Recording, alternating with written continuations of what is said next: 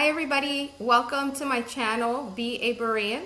Today I'm going to talk about why I started this channel and what it means to be a Berean. Well, many years ago when I first accepted Christ, about 21 years ago, I did not understand where to even start reading the Bible or studying the Bible. I would try to read it and it didn't make sense to me, or I would try to study it and I wasn't sure what to study. This is my first Bible. A friend of mine gave it to me in 1999 when I first accepted Christ. And it's a study Bible, which is great, but I didn't know where to start studying. So what did I do? I read these cool little kind of like interdispersed within chapters, just explanations. Like this one's about grace, and it kind of explained grace, and it also has a prayer at the end because I didn't know where to start. So that's where I started. And then I started to attend some Bible studies where I learned a little bit more about how to read the Bible. So what we're going to do is we're going to go through different ways to study the Bible, different tools that you can use, and different versions of the Bible. For example, this one is in New King James, and I have this one in the English Standard Version.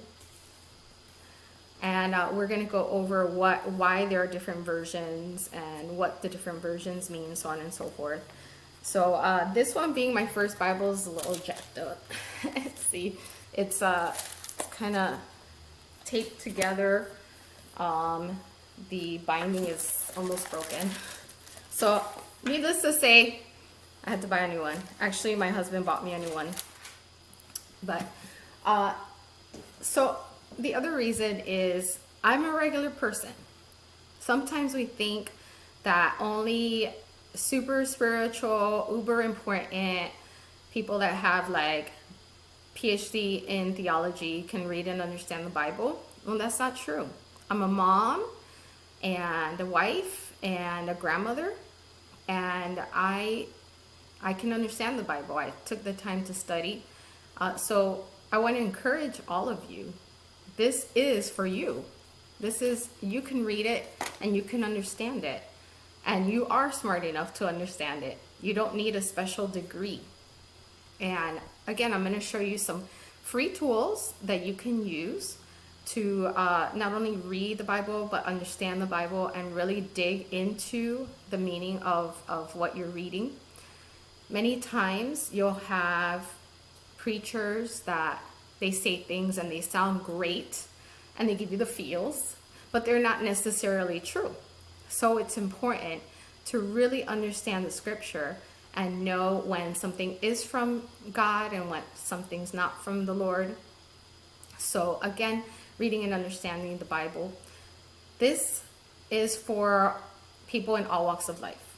I would love to reach new believers, near believers, but also if somebody feels like they want to go back to the basics, I would love for you to keep viewing this channel, share it with all your friends, and subscribe.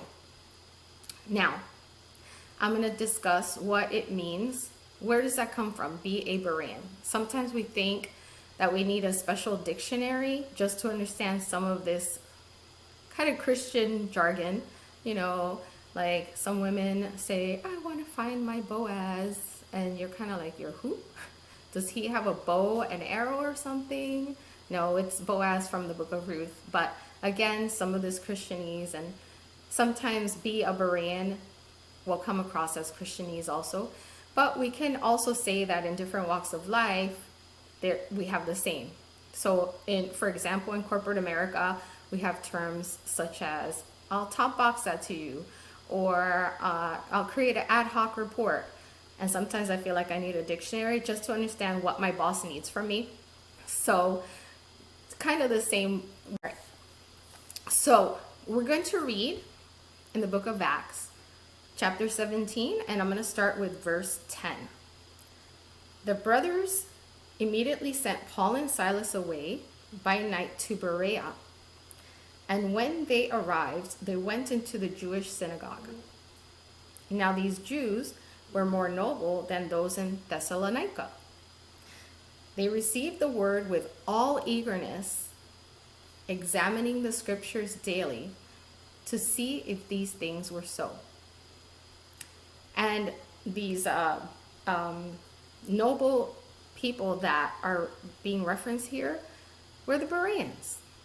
So they heard the words of Paul and Silas, and they went into the scripture to examine and see if these things were true. Keep this in mind. At the time, there was no cohesive book called the New Testament. So where do you think they had to go to find and see if these things were true? Well, the Old Testament, or rather the Torah or the law. That's where they went to search and see if these things were true. Therefore, we can't have just the New Testament without having the Old. It's one thing together that we should study and read together. The New Testament will only really make sense if we understand the Old Testament. So we're going to take some time to look at some tools, to look at some resources that will help us understand and put these things together and put them into practice. So I look forward to our coming weeks, and till our next video, I say to you, have a blessed day.